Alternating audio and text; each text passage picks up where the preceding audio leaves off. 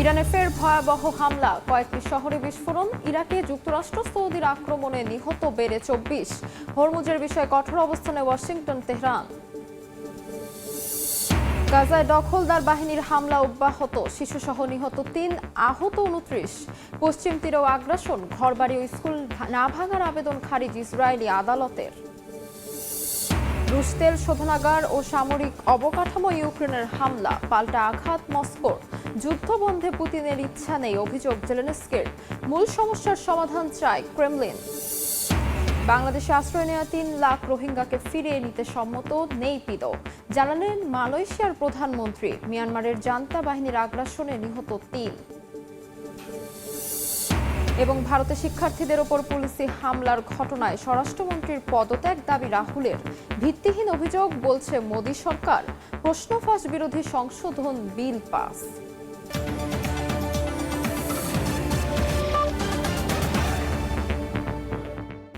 আন্তর্জাতিক সময়ের সঙ্গে আছে আমি তাজমিলা খান। ইরানে ফের ব্যাপক হামলা চালিয়েছে যুক্তরাষ্ট্র। বৃহস্পতিবার মার্কিন সেন্ট্রাল কমান্ড আক্রমণের বিষয়টি নিশ্চিত করে। এদিকে ইরাকে যুক্তরাষ্ট্র ও সৌদি আরবের যৌথ বিমান হামলায় নিহতের সংখ্যা বেড়ে ২৪ জনে দাঁড়িয়েছে। নিহতদের মধ্যে ইরানের আইআরজিসির ৪ সদস্য আছেন বলে জানা গেছে। হরমুজ প্রণালীতে যুক্তরাষ্ট্র ইরান পাল্টাপাল্টি বেশ কয়েকটি তেলবাহী জাহাজের চলাচল আটকে দিয়েছে। ইরাকে যুক্তরাষ্ট্র সৌদির হামলায় যুদ্ধ ছড়িয়ে পড়ার আশঙ্কায় গোটা মধ্যপ্রাচ্য।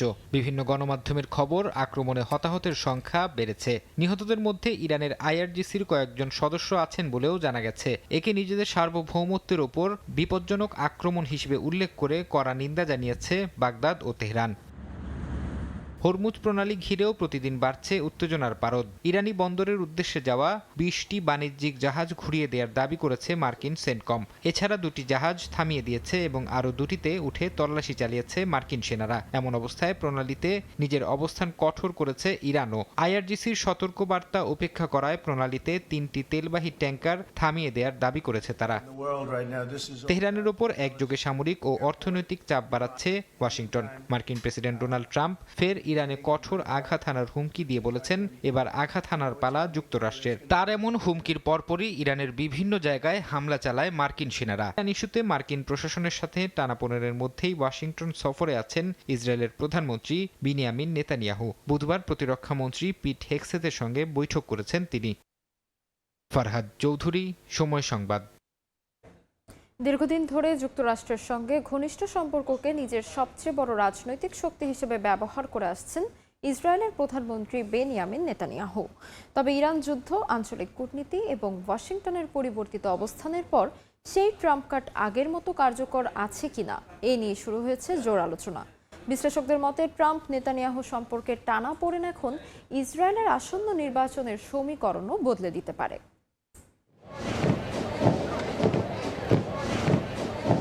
বহু বছর ধরেই যুক্তরাষ্ট্রের সঙ্গে নিজের ব্যক্তিগত সম্পর্ককে রাজনৈতিক সম্পদ হিসেবে তুলে ধরেছেন বিনিয়ামিন নেতানিয়াহু। যুক্তরাষ্ট্রে বেড়ে ওঠার অভিজ্ঞতা এবং ওয়াশিংটনের রাজনীতিতে তার দীর্ঘ যোগাযোগ তাকে ইসরায়েলের অপরিহার্য নেতা হিসেবে প্রতিষ্ঠা করতে সহায়তা করেছে। ডোনাল্ড ট্রাম্পের সঙ্গে তার ঘনিষ্ঠতাও ছিল সেই কৌশলের সবচেয়ে বড় ভিত্তি। কিন্তু ইরানের বিরুদ্ধে যুদ্ধের পর মধ্যপ্রাচ্যের বাস্তবতা বদলাতে শুরু করায় সেই সম্পর্কের কার্যকরিতা নিয়েই এখন প্রশ্ন উঠছে। বিশ্লেষকদের মতে ইরান যুদ্ধ প্রত্যাশা মতো ফল না দেয়ায় ইসরায়েলের মতামত ছাড়াই মধ্যপ্রাচ্যের সমঝোতার পথে ট্রাম্প প্রশাসনের আগ্রহ এবং যুক্তরাষ্ট্রে ইসরায়েল বিরোধী সমালোচনা বেড়ে যাওয়ায় নেতানিয়াহুর অবস্থান দুর্বল হয়েছে। একই সময় পশ্চিম তীরের বসতি স্থাপনাকারীদের সহিংসতা, তুরস্কের কাছে সম্ভাব্য F-35 বিক্রি এবং সৌদি আরবের সঙ্গে পারমাণবিক সহযোগিতা নিয়েও দুই দেশের মধ্যে মতপার্থক্য স্পষ্ট হয়েছে। এমনকি ট্রাম্প প্রকাশ্যেই বলেছেন, যুক্তরাষ্ট্র কি বিক্রি করবে তা অন্য কেউ ঠিক করে দিতে পারে না। এমন পরিস্থিতিতে ওয়াশিংটনে ট্রাম্পের সঙ্গে নেতানিয়াহুর বৈঠককে অনেকেই দেখছেন ভাবমূর্তি পুনর্গঠনের প্রচেষ্টা হিসেবে। লক্ষ্য ইসরায়েলের ভোটারদের দেখানো যে হোয়াইট হাউসের সঙ্গে তার সম্পর্ক এখনও অটুট। তবে বিশ্লেষকদের ধারণা, প্রকাশ্যে সৌজন্য বজায় থাকলেও ব্যক্তিগত আলোচনায় ট্রাম্প আগের মতো নিরঙ্কুশ সমর্থন দেবেন এমন নিশ্চয়তা নেই। আগামী অক্টোবরেই ইসরায়েলের জাতীয় নির্বাচন, একই সঙ্গে দুর্নীতির মামলার বিচার এবং আঞ্চলিক সংঘাতের চাপও সামলাতে হচ্ছে নেতানিয়াহুকে। তাই যুক্তরাষ্ট্রের সঙ্গে সম্পর্ক ধরে রাখার সক্ষমতা তার নির্বাচনী প্রচারের অন্যতম প্রধান ইস্যু হয়ে উঠেছে। তবে সাবেক কূটনীতিক ও জনমত বিশ্লেষকদের সতর্কবার্তা, নেতানিয়াহুর বহু বছরের সেই ট্রাম্প কার্ড হয়তো আর আগের মতো নির্ভরযোগ্য নয়। এমনও হতে পারে ভবিষ্যতে ট্রাম্প ইসরায়েলের নতুন নেতৃত্বের প্রতি সমর্থন জানাতে পারেন। তাই ওয়াশিংটনের সঙ্গে সম্পর্কের সমীকরণ এখন শুধু কূটনীতির নয়, ইসরায়েলের অভ্যন্তরীণ রাজনীতিরও গুরুত্বপূর্ণ নির্ধারক হয়ে উঠেছে। নাদিম মারজান, সময় সংবাদ। গাজা জুড়ে ইসরায়েলি বাহিনীর অব্যাহত হামলায় শিশুসহ অন্তত ৩ ফিলিস্তিনি নিহত হয়েছেন। আহত হয়েছেন আরও অন্তত ২৯ জন। বুধবার উপত্যকার সাথে শরণার্থী শিবিরের আবাসিক ব্লকে বিমান হামলা চালানোর পাশাপাশি একাধিক এলাকায় ড্রোন ও মিসাইল ফেলে দখলদার বাহিনী। ধ্বংসস্তূপের নিচে এখনো বহু মানুষ আটকা পড়ে আছেন। হেব্রন এলাকায় মাসাফের ইয়াতায় একটি ফিলিস্তিনি বালিকা বিদ্যালয় ও কয়েকটি বসত বাড়ি না ভাঙার আবেদন খারিজ করে দিয়েছেন ইসরায়েলি আদালত। যে কোনো মুহূর্তে ভবনগুলো গুঁড়িয়ে দেওয়া হবে এমন আশঙ্কা করছেন স্থানীয়রা।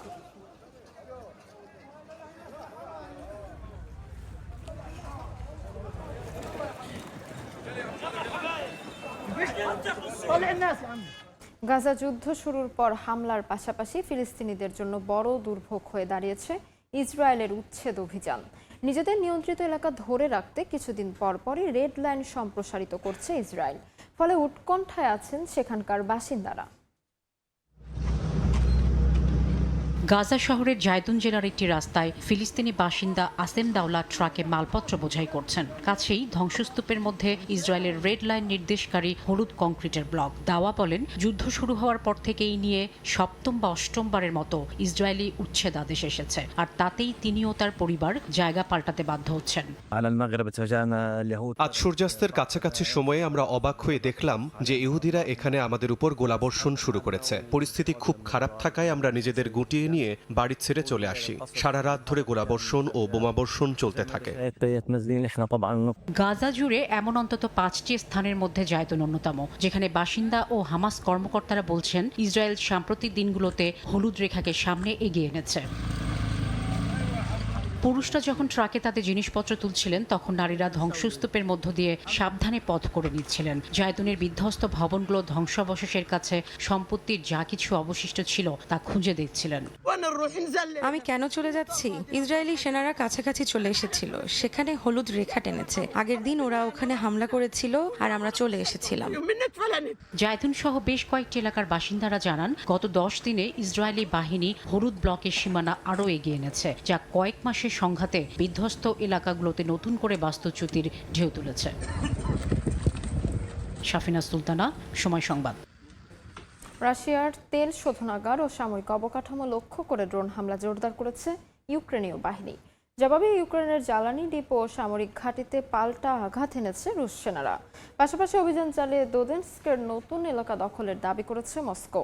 আন্তর্জাতিক কূটনৈতিক প্রচেষ্টার পরও যুদ্ধ চালিয়ে যাওয়ায় পুতিনকে দায়ী করেছেন জেলেনস্কি।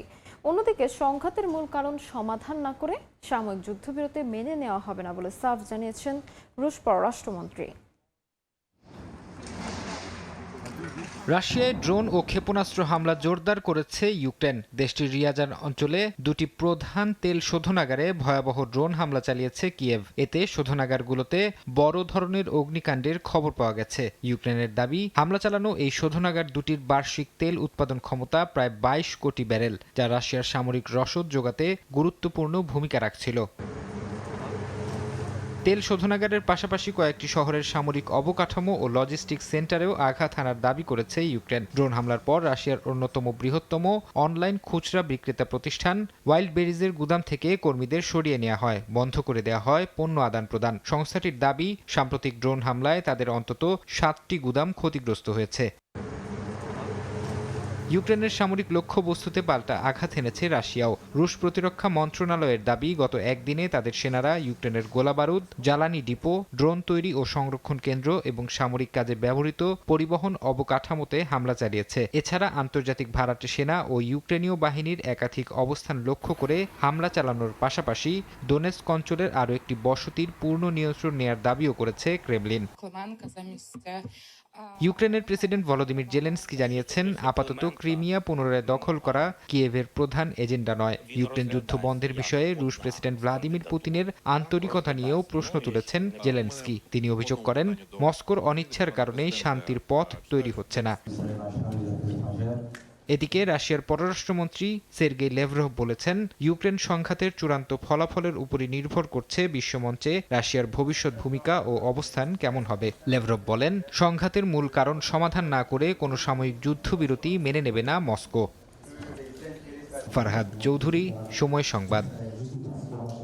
বাংলাদেশে আশ্রয় নেওয়া প্রায় ৩ লাখ রোহিঙ্গা শরণার্থীকে ফেরত নিতে রাজি হয়েছে মিয়ানমার। বুধবার মালয়েশিয়ার প্রধানমন্ত্রী আনোয়ার ইব্রাহিম বিষয়টি জানান। দেশটির চেন্নাই এলাকায় স্থানীয় ভোটারদের সঙ্গে এক মতবিনিময় সভায় দেওয়া বক্তব্যে তিনি আরও বলেন, মালয়েশিয়া থেকেও ৫,০০০ রোহিঙ্গাকে ফেরত নিতে সম্মত হয়েছে নেপিদো। তবে এই প্রক্রিয়ার সুনির্দিষ্ট কোনো সময়সূচি এখনও নির্ধারণ করা হয়নি। ২০১৭ সাল থেকে মিয়ানমার সামরিক বাহিনীর নির্যাতন ও সহিংসতার শিকার হয়ে ১৩ লাখের বেশি রোহিঙ্গা বাংলাদেশে আশ্রয় নিতে বাধ্য হয়। বহু বছর ধরে চলা এই আঞ্চলিক সংকট ও মানবিক বিপর্যয় নিরসনে মিয়ানমারের সঙ্গে স্থায়ী সমাধানের লক্ষ্যে কূটনৈতিক পর্যায়ে আলোচনা অব্যাহত রাখা হয়।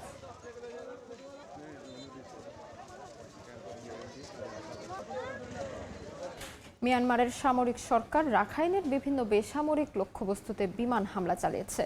এসব হামলায় একজন গর্ভবতী নারী সহ ৩ জন বেসামরিক নাগরিক নিহত এবং আরও ২৭ জন আহত হয়েছেন। এদিকে অনলাইন স্ক্যামে বাধ্য করা ব্যক্তিদের বিরুদ্ধে মৃত্যুদণ্ডের বিধান রেখে একটি আইন অনুমোদন করেছে মিয়ানমারের সেনা নিয়ন্ত্রিত সংসদ। গেল কদিন ধরে পন্নাগিয়ন ও থানদুয়ে শহরে বিখ্যাত সমুদ্র সৈকত রিসোর্ট নাপালি সহ কয়েকটি বেসামরিক লক্ষ্যবস্তুতে হামলা চালায় মিয়ানমারের সামরিক সরকার। থানদুয়ের আবাসিক এলাকাগুলোতে 4টি বিমান হামলা চালায় শাসক গোষ্ঠী। হামলায় হতাহতের পাশাপাশি ক্ষতিগ্রস্ত হয় বেসামরিক বাড়িঘর, রেস্তোরাঁ, বৌদ্ধবিহার এবং একটি স্কুল। এদিকে মিয়ানমারের সেনা নিয়ন্ত্রিত সংসদ মঙ্গলবার একটি আইন অনুমোদন করেছে, যেখানে অনলাইন প্রতারণার জন্য ভুক্তভোগীদের আটক বা জোরপূর্বক বাধ্য করার ক্ষেত্রে মৃত্যুদণ্ডের বিধান রাখা হয়েছে। রাজধানী নেপিডোতে আইন প্রণেতাদের যৌথ অধিবেশনে অনলাইন প্রতারণা বিরোধী বিলটি পাশ হয়। মে মাসে প্রকাশিত একটি খসড়ায় অনলাইন স্ক্যামে বাধ্য করার উদ্দেশ্যে অন্য কোনো ব্যক্তির বিরুদ্ধে সহিংসতা, নির্যাতন, বেআইনি গ্রেফতার ও আটক বা নিষ্ঠুর আচরণের জন্য 10 বছর থেকে যাবজ্জীবন কারাদণ্ডের পাশাপাশি মৃত্যুদণ্ডেরও বিধান রাখা হয়েছিল।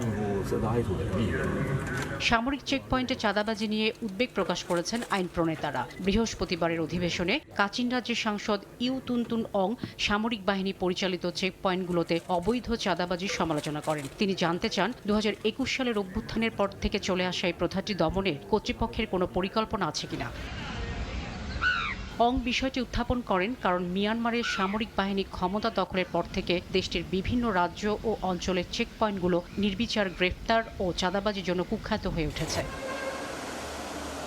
মিয়ানমারের প্রধান সরকার বিরোধী জোট ফেডারেল ডেমোক্রেটিক ইউনিয়ন গঠনের স্টিয়ারিং কাউন্সিল SCEF জানিয়েছে, এক সপ্তাহের মধ্যে 14টি ভিন্ন প্রতিরোধ সংগঠনের সাথে কৌশলগত আলোচনা করে ঐক্য জোরদারের পদক্ষেপ নিয়েছে তারা। এসব বৈঠকের লক্ষ্য ছিল প্রতিরোধ গোষ্ঠীগুলোর মধ্যে সহযোগিতা বৃদ্ধি এবং সম্মিলিত নেতৃত্ব গড়ে তোলা।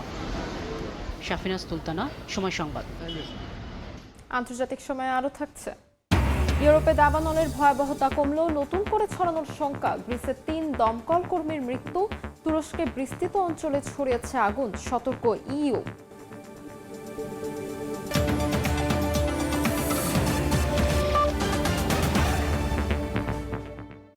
ভারতের পার্লামেন্ট অভিমুখে শিক্ষার্থীদের পদযাত্রায় পুলিশের লাঠিচার্জ ও গুলির অভিযোগ স্বরাষ্ট্রমন্ত্রী অমিত শাহের পদত্যাগ দাবি করেছেন রাহুল গান্ধী। অন্যদিকে ভিত্তিহীন অভিযোগ তোলার দায়ে রাহুলের ক্ষমা প্রার্থনার দাবিতে উত্তেজনা দেখা দেয় ভারতের পার্লামেন্টে। এই অচলাবস্থা ও হট্টগোলের মধ্যেই লোকসভায় পাশ হয়েছে প্রশ্ন ফাঁস বিরোধী সংশোধন বিল। ভারতে গত 20 জুলাই পার্লামেন্ট অভিমুখে আন্দোলনরত শিক্ষার্থীদের ওপর পুলিশের মারমুখী অবস্থানের প্রতিবাদে সরব হয়েছেন বিরোধী দলীয় নেতা রাহুল গান্ধী। তিনি দাবি করেন, আন্দোলন দমাতে শিক্ষার্থীদের ওপর টিয়ারশেল, পেলেট গান ও লাঠিচার্জের পেছনে স্বরাষ্ট্রমন্ত্রী অমিত শাহ সরাসরি দায়ী। তিনি অবিলম্বে স্বরাষ্ট্রমন্ত্রীকে বরখাস্তের পাশাপাশি সুপ্রিম কোর্টের তত্ত্বাবধানে নিরপেক্ষ তদন্ত দাবি করেছেন। ইন্দিরা ভবনে আয়োজিত সংবাদ সম্মেলনে রাহুল গান্ধী দাবি করেন, পুলিশি হামলায় আঘাতপ্রাপ্ত শিক্ষার্থীদের চিকিৎসা সংক্রান্ত তথ্য ও ভিডিও প্রমাণ তাদের হাতে রয়েছে। বুধবার লোকসভাতেও এ বিষয়ে কথা বলার চেষ্টা করেন কংগ্রেস নেতা। এ সময় তাকে থামিয়ে দেন সংসদ বিষয়ক মন্ত্রী কিরেন রিজিজু ও প্রতিরক্ষা মন্ত্রী রাজনাথ সিং। প্রমাণ ছাড়া এমন দায়িত্বজ্ঞানহীন মন্তব্যের জন্য রাহুল গান্ধীকে নিঃশর্ত ক্ষমা চাওয়ার দাবি জানান তারা। তবে ক্ষমা চাইবেন না বলে জানান কংগ্রেস নেতা। এ সময় উভয় পক্ষের বিরোধে লোকসভায় সৃষ্টি হয় তুমুল বিশৃঙ্খলা। এদিকে কেন্দ্রীয় মন্ত্রী জিতেন্দ্র সিং রাহুলের সব অভিযোগ অস্বীকার করে বলেন, মন্ত্রী নয়, কেবল ম্যাজিস্ট্রেটই গুলির আদেশ দিতে পারেন। তার দাবি, আন্দোলনরত শিক্ষার্থীদের ওপর গুলি চালানোই হয়নি। ব্যাপক এই হট্টগোলের মধ্যেই এদিন লোকসভায় পাশ হয় পাবলিক এক্সামিনেশন অ্যামেন্ডমেন্ট বিল 2026। নতুন এই বিলে প্রশ্ন ফাঁসের বিরুদ্ধে সর্বোচ্চ 10 বছরের কারাদণ্ড ও 50 লাখ রুপি জরিমানার বিধান রাখা হয়েছে। ফারহাদ চৌধুরী, সময় সংবাদ। দাবানলের ভয়াবহতা কিছুটা কমলেও পুরোপুরি স্বস্তিতে নেই ইউরোপ।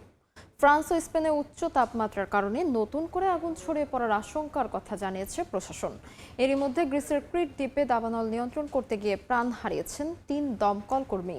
তুরস্কেও ছড়িয়ে পড়েছে ভয়াবহ দাবানল। ইউরোপীয় ইউনিয়ন সতর্ক করে বলেছে, চলমান দাবানল এবার গ্রিস ও ইতালিতে ব্যাপক আকারে ছড়িয়ে পড়ার আশঙ্কা রয়েছে। দাবানলে পুড়ছে ফ্রান্সের দক্ষিণ পশ্চিমাঞ্চল। টানা কয়েকদিন ধরে জ্বলতে থাকা আগুন পুরোপুরি নিয়ন্ত্রণে না এলেও জিরোন্দে পরিস্থিতি কিছুটা স্থিতিশীল হয়েছে বলে জানিয়েছে কর্তৃপক্ষ। এর মধ্যেই লে পোরজে সহ কয়েকটি এলাকায় রাতভর নতুন করে আগুন জ্বলে ওঠায় বাসিন্দাদের সতর্ক থাকতে বলা হয়েছে। বিষাক্ত ধোঁয়া থেকে বাঁচতে লাখো মাস্ক বিতরণ করেছে সরকার। একই সঙ্গে প্রতিরক্ষা ও মহাকাশ শিল্পের গুরুত্বপূর্ণ স্থাপনাগুলো রক্ষায় বিশেষ নিরাপত্তা ব্যবস্থা নেওয়া হয়েছে। তাপমাত্রা 41 ডিগ্রি সেলসিয়াস পর্যন্ত ওঠার পূর্বাভাস থাকায় নতুন করে পরিস্থিতির অবনতির আশঙ্কা করা হচ্ছে। দাবানলের কারণে ফ্রান্সে এ পর্যন্ত কয়েক লাখ মানুষকে নিরাপদ স্থানে সরিয়ে নেওয়া হয়েছে। দেশটির প্রেসিডেন্ট ইমানুয়েল ম্যাক্রো একে দ্বিতীয় বিশ্বযুদ্ধের পর সবচেয়ে ভয়াবহ অগ্নিকাণ্ডগুলোর একটি বলে উল্লেখ করেছেন। দাবানলে পুড়ে গেছে লাখ লাখ একর বনভূমি, আর দেশের অধিকাংশ অঞ্চলের বায়ুমানও নেমে গেছে উদ্বেগজনক পর্যায়ে।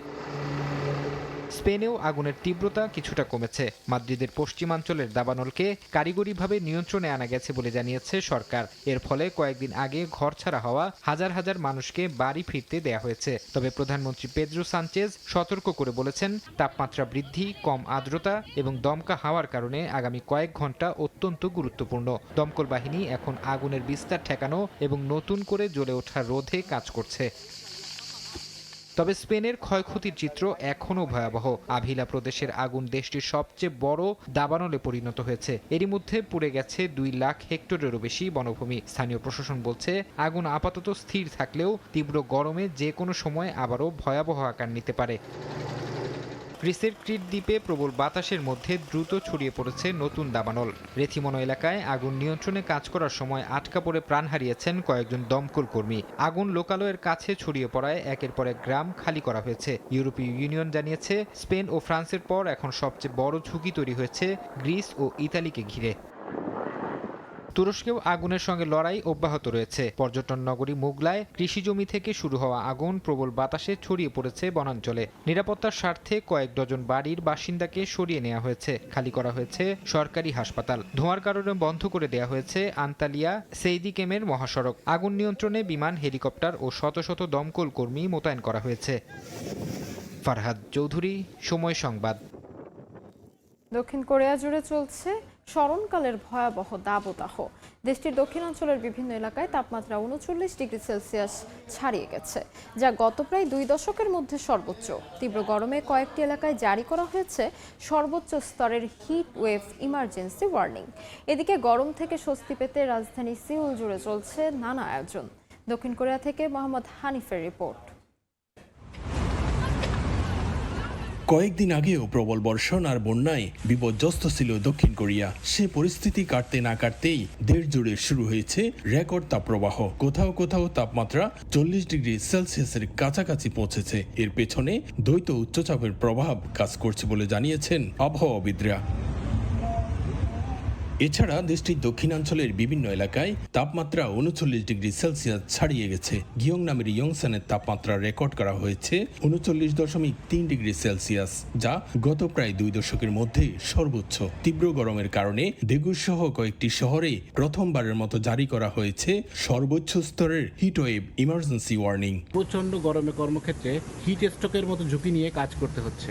মাঝে মধ্যে বৃষ্টি হলেও গরমের তীব্রতা যেন কোনোভাবেই কমছে না। এই গরমের মধ্যে কাজ করা অনেক কষ্টকর, বিশেষ করে যারা বাইরে রোদের মধ্যে কাজ করেন তাদের কষ্টটা আরো অনেক বেশি। এদিকে তীব্র গরমে রাজধানীর ব্যস্ততম গাংহমন স্কোয়ারে দেখা মিলেছে ভিন্ন এক দৃশ্যের। সিউল মেট্রোপলিটন সরকার ও সিউল ট্যুরিজম অর্গানাইজেশনের উদ্যোগে শুরু হয়েছে সিউল সামার বিচ উৎসব। সুইমিং পুল, ওয়াটার স্লাইড, কৃত্রিম বালুচর ও বিশ্রামের ব্যবস্থা রাখায় সব মিলিয়ে শহরের মাঝে তৈরি হয়েছে সমুদ্র সৈকতের আবহাওয়া। দক্ষিণ কোরিয়া জুড়ে এবার যেন চলছে তীব্র গরমের দাপট। জুলাই শেষ হওয়ার আগেই দেশের বিস্তীর্ণ এলাকায় তাপদাহ চরম আকার ধারণ করেছে। শুধু দিনের বেলায় প্রচণ্ড গরমই নয়, রাতেও মিলছে না স্বস্তি। এতে বাড়ছে হিটস্ট্রোক, পানি শূন্যতা ও অন্যান্য গরমজনিত স্বাস্থ্য ঝুঁকি। দক্ষিণ কোরিয়া থেকে মোহাম্মদ হানিফ, সময় সংবাদ। আন্তর্জাতিক সময় আরও থাকছে। কেনিয়ার বন্যপ্রাণী এলাকায় 1 মাসে 15 হাতির মৃত্যু। প্রাথমিক পরীক্ষায় মিলেছে বিষাক্ত পদার্থের উপস্থিতি। পানির উৎস খতিয়ে দেখছে কর্তৃপক্ষ। জাপানে শক্তিশালী ভূমিকম্পে প্রাণহানির সংখ্যা বেড়ে 17 জনে দাঁড়িয়েছে। ব্যাপক ক্ষয়ক্ষতির পাশাপাশি ধ্বংসস্তূপে আটকে পড়াদের উদ্ধারে চলছে অভিযান। এদিকে আগামী কয়েকদিন আফটার শক ও ভূমিধসের আশঙ্কায় সর্বোচ্চ সতর্কতা জারি করেছে জাপান সরকার। জাপানের কুমামোতে আঘাত হানা শক্তিশালী ভূমিকম্পের একের পর এক ফুটেজ প্রকাশ পাচ্ছে সামাজিক যোগাযোগ মাধ্যমে। মঙ্গলবার ওই ঘটনায় ধসে পড়েছে বহু ভবন, ক্ষতিগ্রস্ত হয়েছে সেতু ও বিভিন্ন অবকাঠামো। বিভিন্ন এলাকায় সড়কে দেখা দিয়েছে বড় ধরনের ফাটল। সবচেয়ে বেশি ক্ষতিগ্রস্ত হচ্ছে কুমামোতো শহরের একটি শপিং মল। ভূমিকম্পের সময় ভবনটির 2য় তলার একটি অংশ ধসে পড়ে। এই ঘটনায় হতাহত হয়েছেন অনেকে। এখনো নিখোঁজ আছেন বহু মানুষ। উদ্ধার অভিযানে যোগ দিয়েছেন সেনা সদস্যরাও। ভবনটিতে বিস্ফোরণের কারণ জানাতে তদন্তের নির্দেশ দিয়েছে সরকার। উপকেন্দ্রের কাছাকাছি উকি শহরে একটি হাসপাতালে বিদ্যুৎ বিচ্ছিন্ন হয়ে পড়ায় চিকিৎসা সেবা মারাত্মকভাবে ব্যাহত হয়েছে। এছাড়াও 36,000-এর বেশি বাড়িতে বিদ্যুৎ সংযোগ বিচ্ছিন্ন রয়েছে। ক্ষতিগ্রস্ত এলাকায় জরুরি বিদ্যুৎ সরবরাহ পুনঃস্থাপন এবং আশ্রয় কেন্দ্রে ক্ষতিগ্রস্তদের সহায়তা দিতে কাজ করছে স্থানীয় প্রশাসন। এদিকে জাপান আবহাওয়া সংস্থা সতর্ক করে বলেছে, আগামী 1 সপ্তাহ জুড়ে শক্তিশালী আফটার শক হতে পারে। তাই আগামী 2 থেকে 3 দিন ঝুঁকি সবচেয়ে বেশি থাকবে। একই সঙ্গে ভূমিকম্পে দুর্বল হয়ে পড়া পাহাড়ি এলাকায় ভূমিধসের আশঙ্কা থাকায় বাসিন্দাদের অপ্রয়োজনীয় চলাচল এড়িয়ে নিরাপদ স্থানে থাকার আহ্বান জানানো হয়েছে। শিউলি রোসা, সময় সংবাদ। যুদ্ধক্ষেত্রে চালকবিহীন নৌযানের প্রদর্শনী করেছে তাইওয়ানের ড্রোন নির্মাতা প্রতিষ্ঠান থান্ডার টাইগার। কৃত্রিম বুদ্ধিমত্তার সাহায্যে চলতে পারে এই নৌযান। চীনের বিশাল নৌবহর ও কোস্টগার্ডের চাপ প্রতিহত করতে নৌযানগুলো তৈরি করা হচ্ছে। 1600টিরও বেশি চালকবিহীন আক্রমণকারী নৌযান তৈরির পরিকল্পনা রয়েছে তাইপের। যুদ্ধক্ষেত্রে দিন দিন বাড়ছে কৃত্রিম বুদ্ধিমত্তার ব্যবহার। সেই লক্ষ্যে তাইওয়ানে তৈরি করা হচ্ছে মানুষবিহীন এআই নিয়ন্ত্রিত নৌযান। এবার এমন 2টি সমুদ্রযান প্রকাশ্যে প্রদর্শন করেছে তাইওয়ানের ড্রোন নির্মাতা প্রতিষ্ঠান থান্ডার টাইগার। প্রদর্শনীটি অনুষ্ঠিত হয় দক্ষিণাঞ্চলের পিংতুং এলাকায়। প্রদর্শনীতে ব্যবহার করা হয় 2টি চালকবিহীন নৌযান সিশার্ক 6000 এবং সিশার্ক 8000। কৃত্রিম বুদ্ধিমত্তা ভিত্তিক সফটওয়্যারের সাহায্যে এই নৌযান দুটি একসঙ্গে চলাচল করে। স্বয়ংক্রিয় টহল দেওয়া, শত্রু জাহাজে ধাক্কা দিয়ে বিস্ফোরক ঘটানো এবং মিসাইল বহন করা এই নৌযানের কাজ। বিশেষজ্ঞরা বলছেন, চালকবিহীন নৌযান ব্যবহারে কম জনবল দিয়েই আরও কার্যকরভাবে সামুদ্রিক নিরাপত্তা ও প্রতিরক্ষা কার্যক্রম পরিচালনা করা সম্ভব হবে। 1600টিরও বেশি চালকবিহীন আক্রমণকারী নৌযান তৈরির পরিকল্পনা করছে তাইপে। তাইওয়ান চারদিক থেকেই সমুদ্র বেষ্টিত, তাই বিশাল সমুদ্র এলাকার নজরদারিতে রাখা অত্যন্ত কঠিন। এ কারণেই এআই ভিত্তিক স্বয়ংক্রিয় চালকবিহীন ব্যবস্থা এত গুরুত্বপূর্ণ। ভবিষ্যতের অভিযানে স্থল, সমুদ্র ও আকাশ 3 ক্ষেত্রে একসঙ্গে কাজ করবে বিভিন্ন ধরনের চালকবিহীন যান, আর সেগুলোকে সমন্বয় করে পরিচালনার গুরুত্বপূর্ণ ভূমিকা রাখবে কৃত্রিম বুদ্ধিমত্তা। ইশিতা আক্তার, সময় সংবাদ। যুক্তরাষ্ট্রের ওয়াশিংটন ডালাস বিমানবন্দরকে ঢেলে সাজাতে $2,200 কোটি মেগা প্রকল্প ঘোষণা করতে যাচ্ছেন প্রেসিডেন্ট ডোনাল্ড ট্রাম্প। ডালাসকে বিশ্বের অন্যতম আধুনিক বিমানবন্দরে রূপান্তর করার লক্ষ্যে পরিকল্পনায় থাকছে নতুন 4টি কনকোর্স সহ আধুনিক সব অবকাঠামো।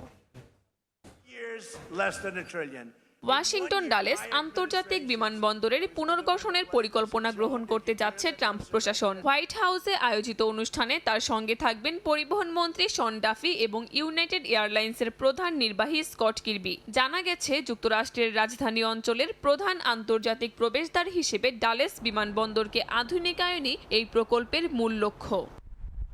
$2,200 কোটি এই মেগা প্রকল্পের আওতায় বিমানবন্দরে নির্মাণ করা হবে নতুন 4টি কনকোর্স। পাশাপাশি যাত্রী সেবা, গেট সংখ্যা এবং সামগ্রিক অবকাঠামো উন্নয়নের উদ্যোগ নেওয়া হবে। ডালাস বিমানবন্দরে মোট যাত্রীর প্রায় 70% বহন করে ইউনাইটেড এয়ারলাইন্স। চলতি বছরই ইউনাইটেডের জন্য 14 গেট বিশিষ্ট একটি নতুন কনকোর্স চালুর কথা রয়েছে। তবে এই বিশাল প্রকল্পের অর্থায়ন কিভাবে হবে এবং এর প্রভাব বিমান ভাড়ার উপর পড়বে কিনা তা এখনো জানা যায়নি। 1962 সালে চালু হওয়া ডালাস বিমানবন্দর 2025 সালে রেকর্ড 2,90,00,000 যাত্রীকে সেবা দিয়েছে। তবে দীর্ঘদিন ধরে ধীরগতির যাত্রী পরিবহন ব্যবস্থা, সীমিত গেট ও পুরনো সুবিধা নিয়ে সমালোচনার মুখে বিমানবন্দরটি। বিশ্লেষকদের মতে, পরিকল্পনা বাস্তবায়িত হলে এটি ওয়াশিংটনের আন্তর্জাতিক যোগাযোগ ও বিমান চলাচলের সক্ষমতাও উল্লেখযোগ্যভাবে বাড়াবে। কাকলি আখতার, সময় সংবাদ। বিদেশে বাংলাদেশি শিক্ষার্থীদের বর্তমানে জনপ্রিয় গন্তব্য হয়ে উঠেছে রাশিয়া। সেখানে আধুনিক শিক্ষা ব্যবস্থা, কম টিউশন ফি সহ নানা সুযোগ সুবিধার জন্য রাশিয়ার দিকে ঝুঁকছেন তারা। একই সঙ্গে সরকারি বৃত্তির ক্ষেত্রে গুরুত্বপূর্ণ ভূমিকা রাখছে ঢাকায় অবস্থিত রাশিয়ান হাউস।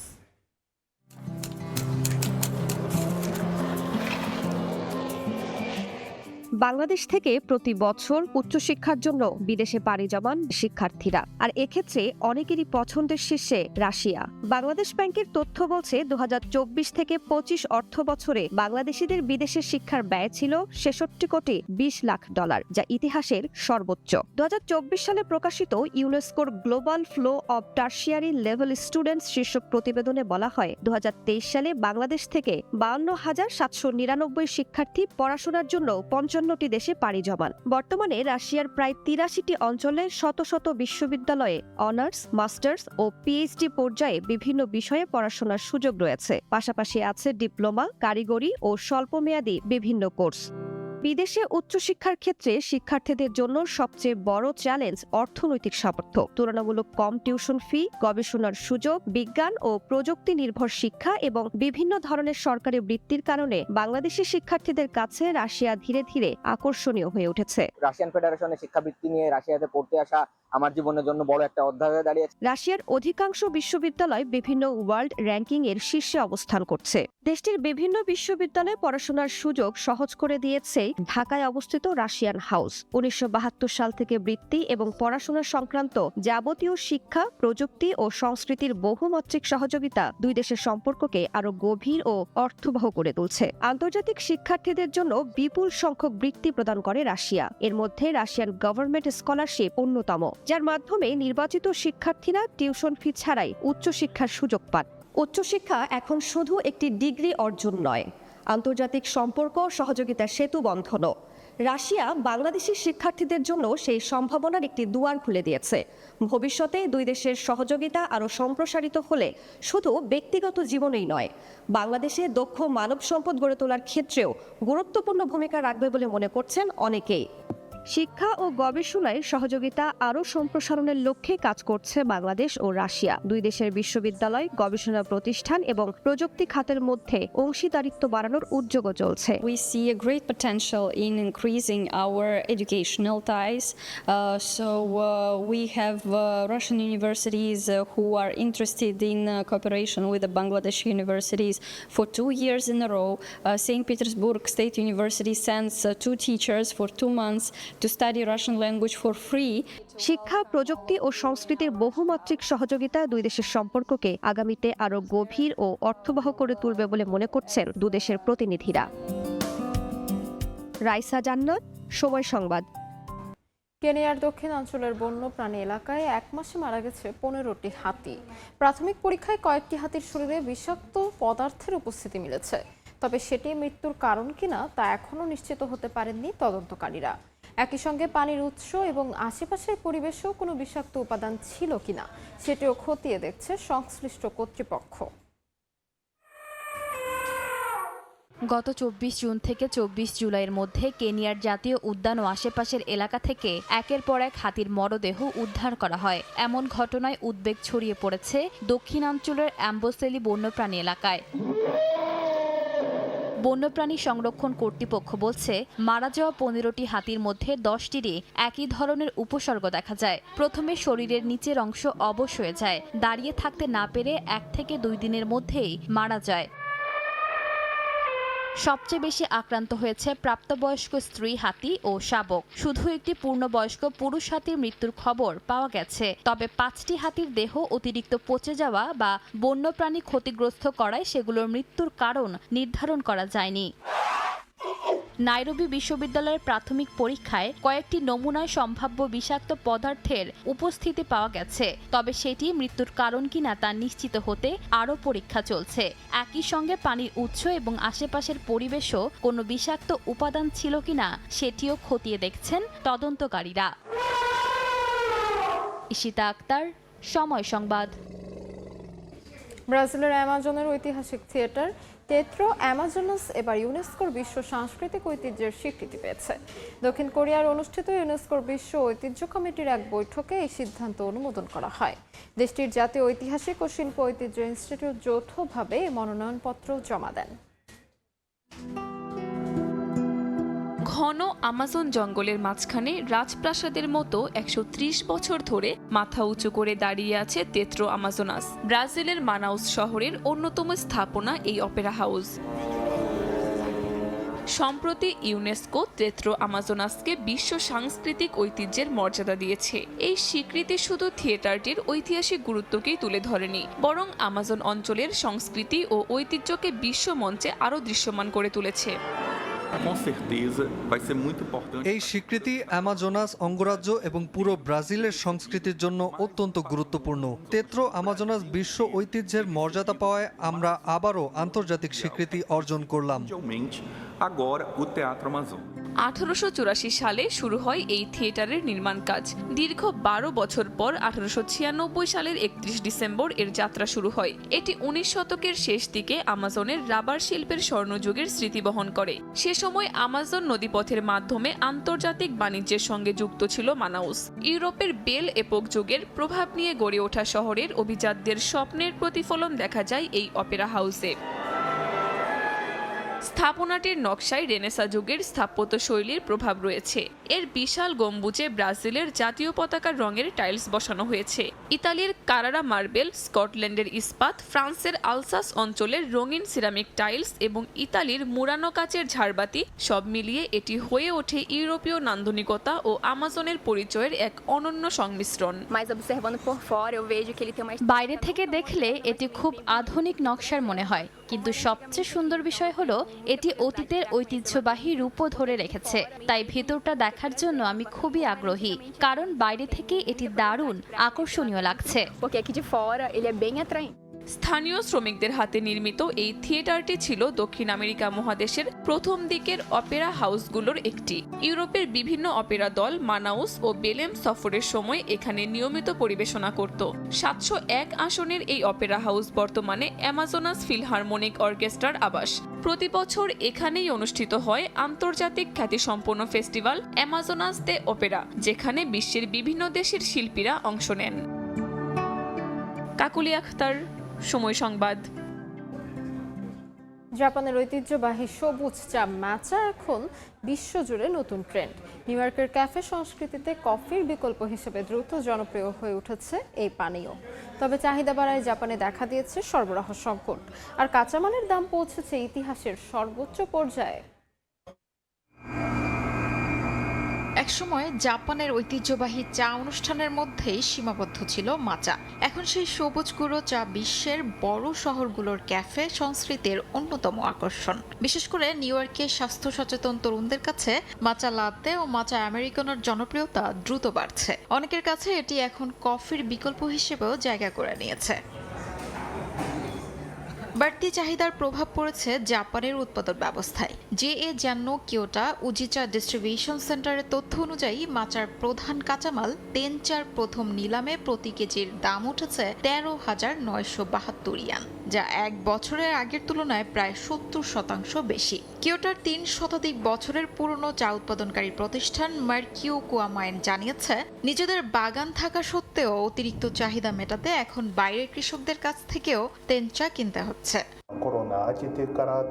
আমরা যদি নিলামে বেশি দাম না দিই, তাহলে চা চাষি বা পাইকারদের কাছ থেকে টেনচা পাতা কিনতে পারি না। ফলে কত পরিমাণ পাতা কেনা উচিত সেটাও নির্ধারণ করা কঠিন হয়ে পড়েছে। এতে কাঁচামাল সংগ্রহ করতে আমাদের বেশ বেগ পেতে হচ্ছে। এদিকে নিউ ইয়র্কের নতুন ক্যাফেতে শুধু জাপানের উজি অঞ্চল থেকে আনা মাচা দিয়েই পানীয় তৈরি করছে। সামাজিক যোগাযোগ মাধ্যমে জনপ্রিয়তা পাওয়ায় প্রতিদিনই সেখানে দীর্ঘ লাইন দেখা যাচ্ছে। তবে প্রতিষ্ঠানটির উদ্যোক্তারা বলছেন, দুধ মেশালেই মাচার আসল সুবাস ও স্বাদ অনেকটাই নষ্ট হয়ে যায়। তাই তারা ভবিষ্যতে ঐতিহ্যবাহী উশুচা ও মিজু দাশির মতো খাঁটি জাপানি মাচা পানীয় মেনুতে যুক্ত করার পরিকল্পনা করছেন। বিশ্ববাজারের চাহিদার সঙ্গে তাল মিলিয়ে জাপানি উৎপাদকরাও উৎপাদন বাড়ানোর চেষ্টা করছেন। কোষার ও হালাল সনদপ্রাপ্ত মাচা বাজারে আনার উদ্যোগ নেওয়া হয়েছে, যাতে আরও বেশি আন্তর্জাতিক ভোক্তার কাছে পৌঁছানো যায়। শিউলি রোজা, সময় সংবাদ। স্লোভেনিয়ার লুবিলিয়ানা চিড়িয়াখানায় প্রথমবারের মতো দর্শনার্থীর সামনে আনা হয়েছে 3টি সাইবেরিয়ান বাঘ শাবককে।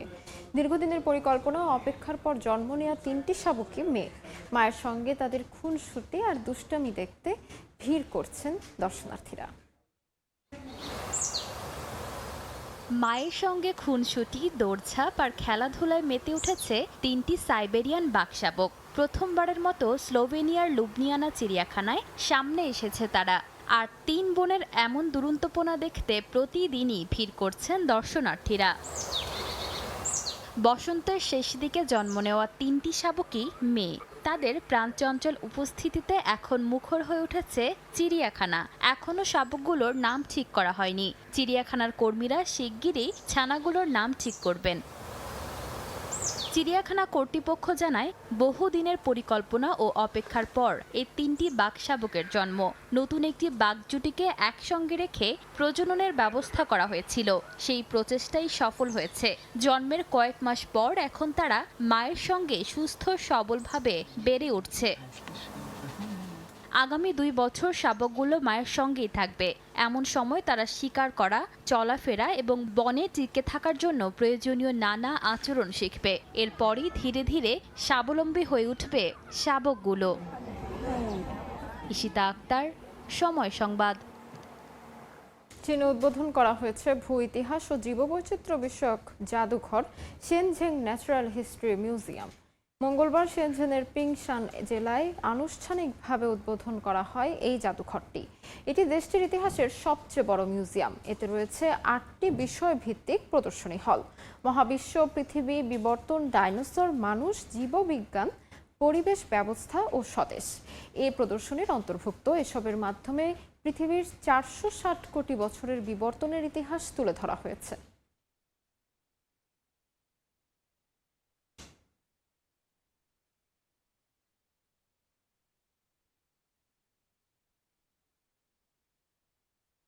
আন্তর্জাতিক সময়ের শীর্ষ সংবাদগুলো জানিয়ে দিচ্ছি আরেকবার। ইরানে ফের ভয়াবহ হামলা, কয়েকটি শহরে বিস্ফোরণ। ইরাকে যুক্তরাষ্ট্র সৌদির আক্রমণে নিহত বেড়ে 24। হরমুজের বিষয়ে কঠোর অবস্থানে ওয়াশিংটন, তেহরান। গাজায় দখলদার বাহিনীর হামলা অব্যাহত, শিশুসহ নিহত 3, আহত 29। পশ্চিম তীরেও আগ্রাসন, ঘরবাড়ি ও স্কুল না ভাঙার আবেদন খারিজ ইসরায়েলি আদালতের। এবং বাংলাদেশে আশ্রয় নেয়া 3 লাখ রোহিঙ্গাকে ফিরিয়ে নিতে সম্মত নেইপিডো, জানালেন মালয়েশিয়ার প্রধানমন্ত্রী। মিয়ানমারে জান্তা বাহিনীর আগ্রাসনে নিহত 3।